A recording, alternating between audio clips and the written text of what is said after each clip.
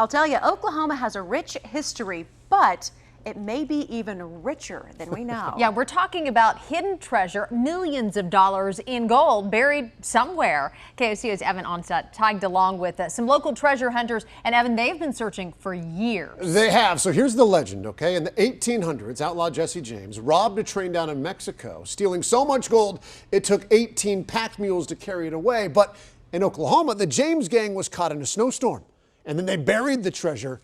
We went looking for it. Buzzards Roost rises above the outskirts of Cement, Oklahoma, a rocky landmark as rugged as it is beautiful. Right there in the saddle, just the other side of it, is where Frank dug up his $6,000. It's a popular spot for Oklahoma treasure hunters like Jamie Dodson. He says hundreds, maybe thousands, have scoured these hills ever since treasure hunter Joe Hunter found a map that he says was drawn by Jesse James himself. Dodson says there are millions of dollars worth of gold bars buried here, but only a tiny sliver of the treasure has been found. Oilfield workers in the 1930s were digging a pipeline, and the money actually fell out into the ditch they were digging. And from what I was told, they just walked away that day and never came back to work. The only way to get to the top of Buzzards Roost is to climb.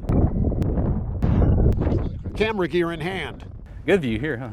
Dodson says Jesse James and his brother Frank carved clues into the rock. Carvings. This rock is slid, so they're hard to see now. Clues still visible today. Right here you see the knife and the pistol. That was carved by Jesse or Frank, one of the two. And these carvings, Dodson says, matches the map. But even if you have the map, finding the treasure is not easy. Jesse James and his gang made things hard. So even if you think you found the treasure, turns out to just be another clue.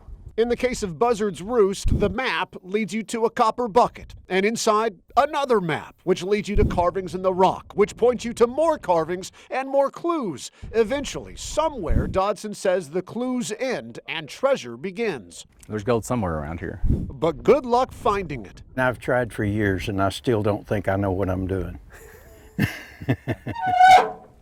Mark Pack, like Dodson, comes from a long line of treasure hunters. Probably my dad has spent a treasure looking for this stuff.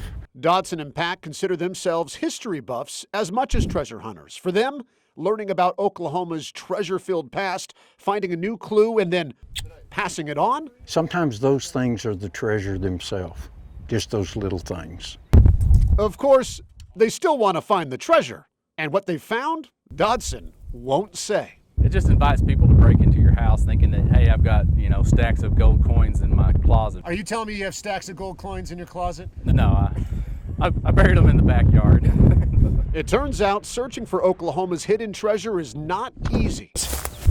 Oh, went the wrong way. Good luck getting down, guys. But maybe that's part of the fun.